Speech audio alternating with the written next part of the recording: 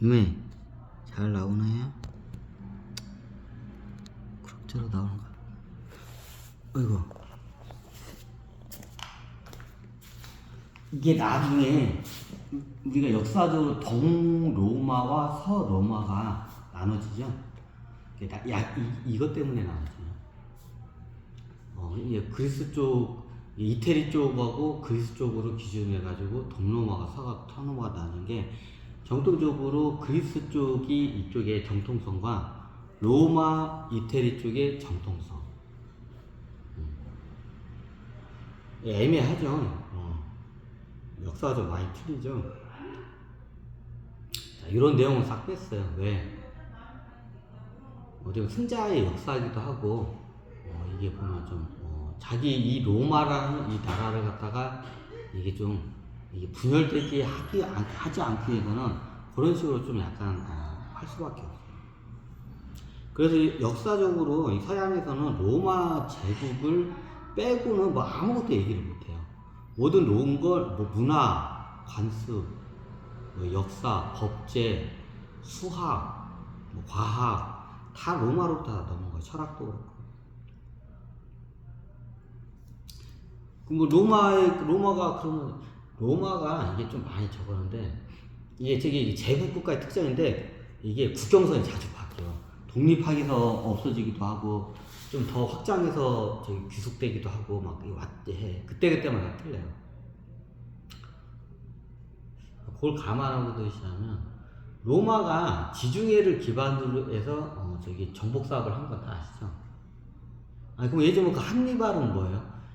이 한니발 이 양반이, 이게 원래, 저기 한니발이 나중에 로마 뒤로 해서 쳐들어가지고 한다고 하죠? 한니발 장군, 이게 로마 사람인 것처럼 근데 이쪽은 다른 나라였던 걸 알고 있어요.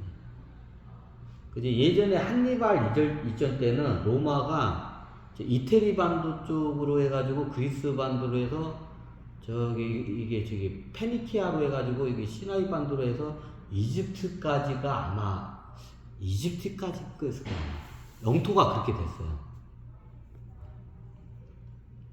한니발이 이렇게 다른 나라였어요. 그 한니발 그 나라가 원래 로마가 나중에 한니발이 로마를 갖다가 뒤로 해서 쳐들어와요. 이게 무슨 외기족 같은 거기까지 외기족인 원래가 한니발이 나중에 전쟁을 져가지고 어떻게 했냐면 나중에 그 스페인 쪽하고 그 이제 저기 그 서쪽 북아프리카 그쪽이 어떻게 이제 다 로마로 이제 복속이 돼요.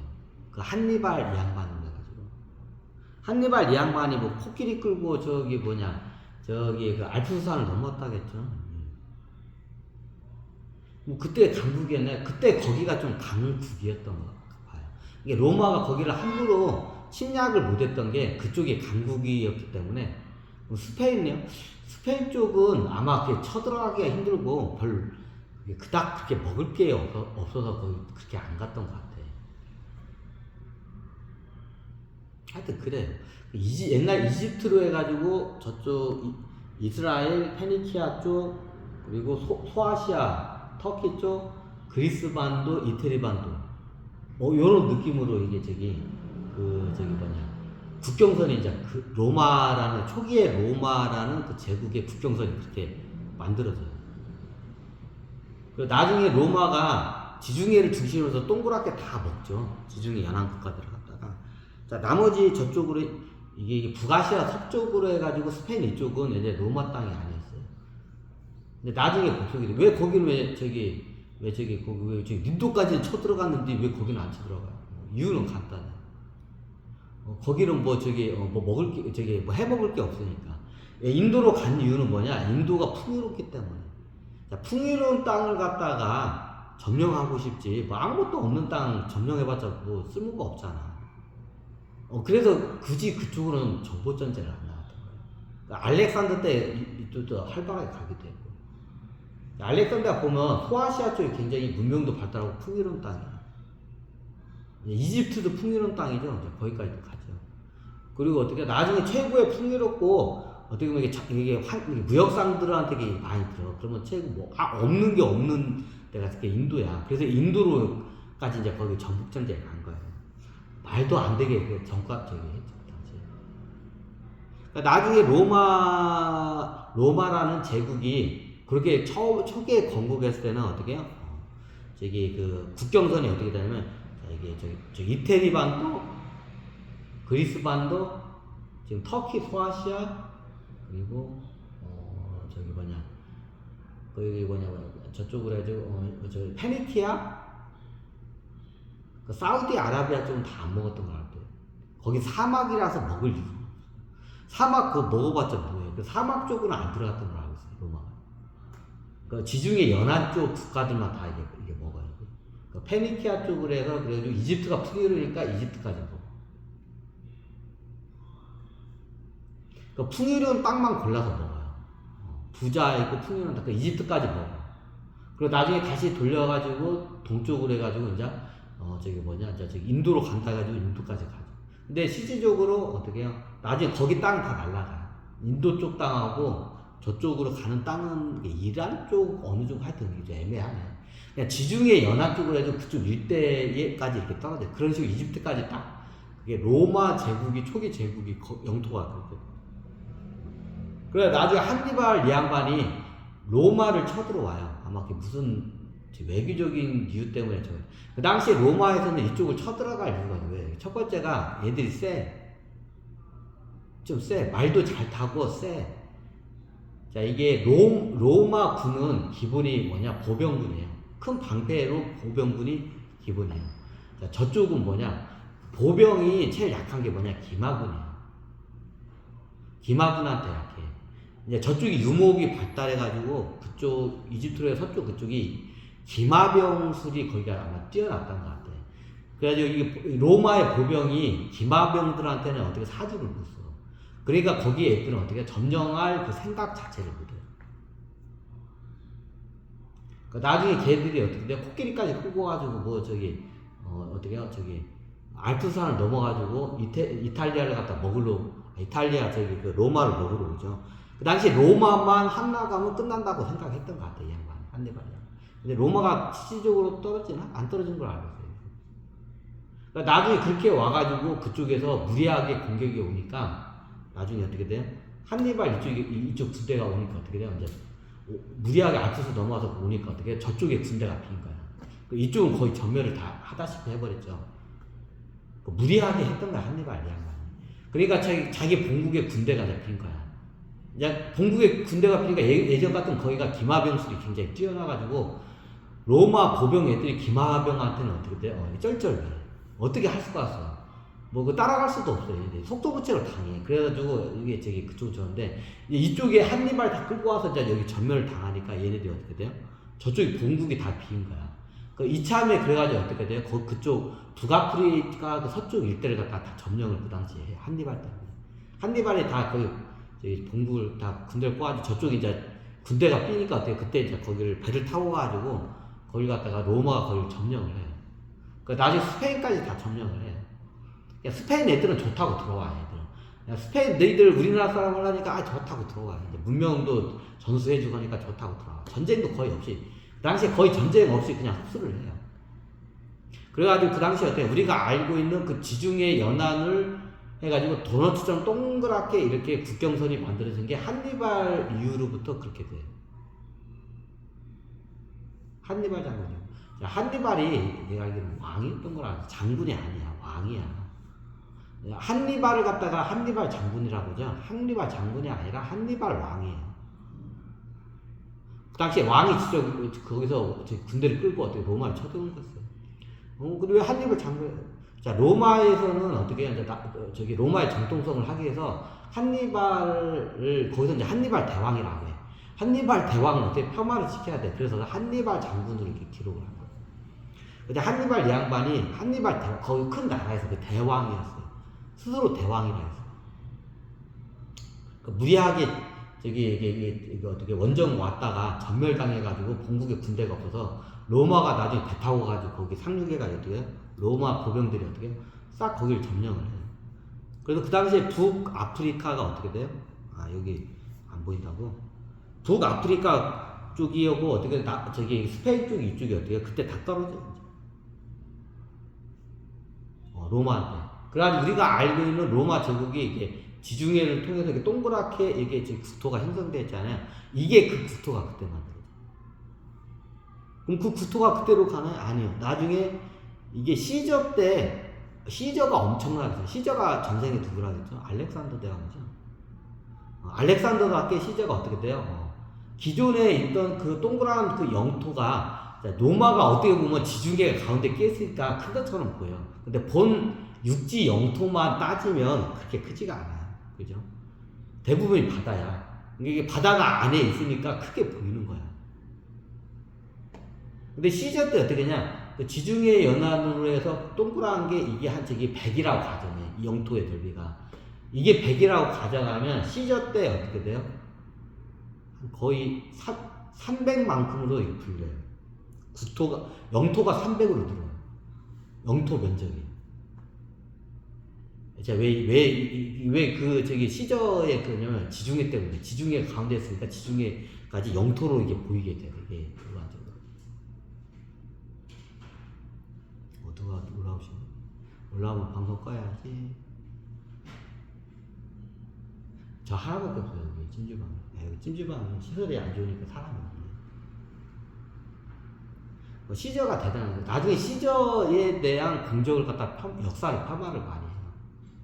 왜곡을 많이 해요, 후대에. 시저에 대해서. 하여튼 그래요, 후대에. 자, 얼마였냐? 그 당시에 저기 지중해 연안을 발달한 게 영토 넓이가 100이야. 그럼 시저 때 얼마까지 영토를 갖다 확장해요? 300으로 확장. 그 당시 이집트는 엄밀히 따지자면 반식민지예요. 완전 식민지가 아니고 반식민지예요. 그걸 갖다 완전 식민지로 만들어. 그건 뺐어요. 원래부터 거기까지 로마의 국토로 하고 나중에 시저 이 양반이 하여튼 영토를 갖다가 100만큼이던 로마 영토를 300으로 어떻게 영토를 넓혀요. 그러니까 고구려로 따지자면 관개토대왕이야, 쉽게 말하면. 이 양반이. 시저 이 양반. 자, 이 양반이 어디를 복속하냐? 이 양반이 지금을 따지면 프랑스, 독일하고 저기 뭐냐 이게 동유럽 쪽까지 아마 거기까지 점령을 해요. 당대 때 시저가. 그다음 후대 때는 어떻게 저기 영국 남쪽까지도 먹어요. 로마가. 영국 남쪽이 예전 로마 땅이었어. 그리고 저기 어디 가냐? 북유럽 너무 추워서 못 가. 거기 들어가려고 하다가 추워가지고 군대들이 어떻게 해요? 그냥 싸움도 못 오고 철퇴해서. 원래 북유럽도 정복을 하려고 하는데 여기가 백야 현상이 일어나죠. 원체 추워. 겨울이 길고. 그래가지고 어떻게 해요? 로마의 그 지중해에 살고 있던 따뜻한 지중해에 살고 있던 로마 군들이 어떻게 거기 가면 어떻게 해요? 싸움도 못하고 얼어 뒤져버릴까. 그래서 북유럽 쪽 가려가다가 못 가. 그 북유럽 쪽으로 해가지고 그 길복자리 있죠. 독일 위에 프로이센인가? 거기까지도 다 먹어요. 거기까지도 옛날 로마 땅이었어요. 그게. 그럼 그 전에는 뭐냐? 그 전에는 다 부족이었어요. 그 당시에 어떻게 석기 시대였어요. 석기 시대. 석기 문명을 썼어. 청동도 못 썼어. 이제 시저 때는 아마 이게 철기 문명을 썼댔어요. 그 당시에. 철기 문명으로 이제 들어간 거야. 근데 저쪽은 석기야. 게임이 안 되죠. 그 프랑스 그 당시에 지금으로 따면 프랑스 독이 동유럽 쪽은 어떻게 다 석기였어요. 어디도 석기였어요? 저기 예전에 저기 러시아 모스크바 거기도 석기였어요. 예전에. 나중에 시저가 여기까지 먹고 후대에 모스크바까지도 어떻게 해요? 로마의 영토로 이렇게 흡수가 돼요. 근데 잠깐 흡수됐다가 독립을 해요. 거기는. 그러니까 로마의 땅이라고 보기는 좀 애매해요. 근데 예전에 한 번 이렇게 됐어요. 자, 그렇게 따지자면 우리나라 어떻게 조선의 국토가 예전에 고구려 영토보다 더 컸어요. 고구려 영토를 다 수복을 하고도 더 넘어갔어. 세조 때. 근데 어떻게 잠깐 찍고 왔어. 그래서 영토라고는 안 봐요. 그래서 애매하게 봐요. 근데 그 영토가 왜 나중에 저쪽에서 이게 독립을 다 해요. 이게 로마가 다 찢어지죠. 이제 그부터는 제가 좀 잘 연구를 안 했는데 이게 찢어져요. 이게. 독립을 하고 찢어져. 왜? 로마 본국으로부터 너무 멀고 간섭적으로도 이게 틀려. 그래서 그쪽에서 찢어지기도 하고 그걸 갖다 공국이라고 해요. 나중에 로마가 망하면서 공국화가 돼요. 이제 공국이 뭐냐? 공화국. 공화국이 아니라 우리가 공화국이 제1공화국, 제2공화국, 민주공화국 뭐 한데 공국이란 뜻이 어떻게 보면 식민지 국가들을 갖다 공국이라고 해요.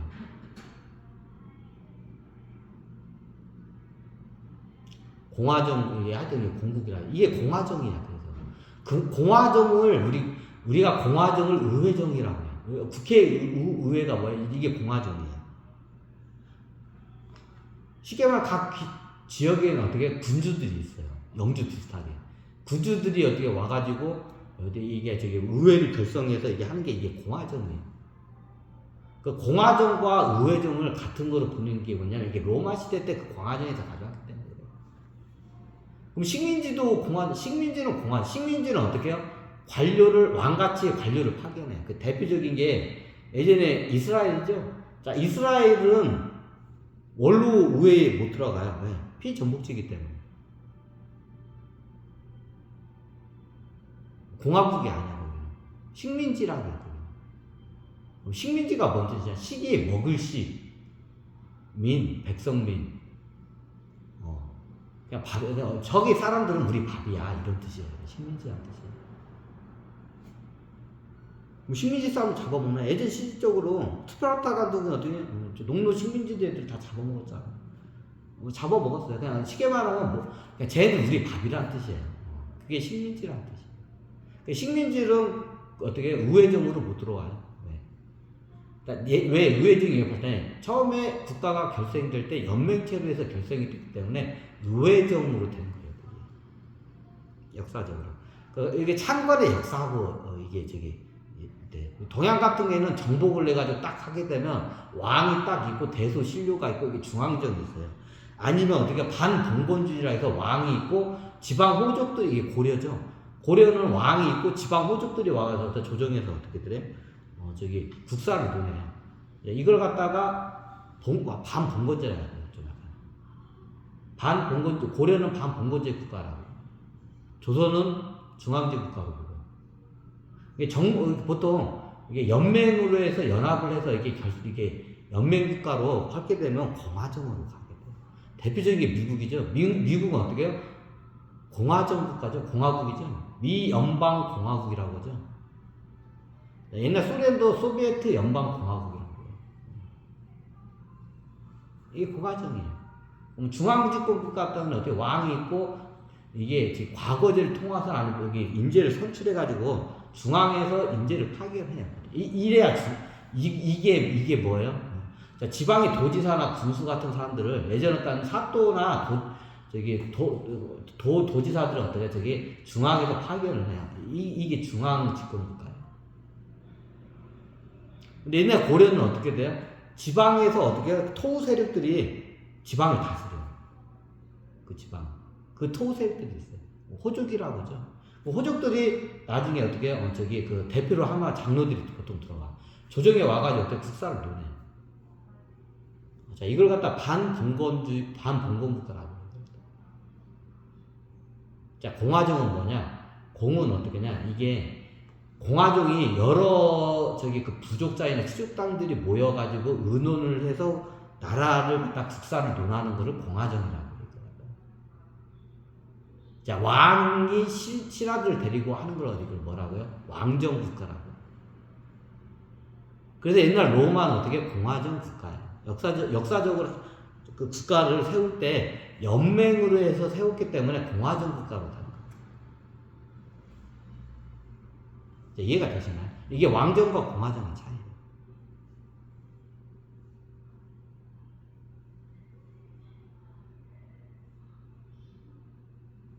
자, 오늘 제가 강의를 이제 슬슬 나갈 때가 된 것 같은데 몇 시냐? 점심밥 하는데 어이구 7시가 다 됐네요. 이제 여기서 강의를 마치겠습니다. 감사합니다.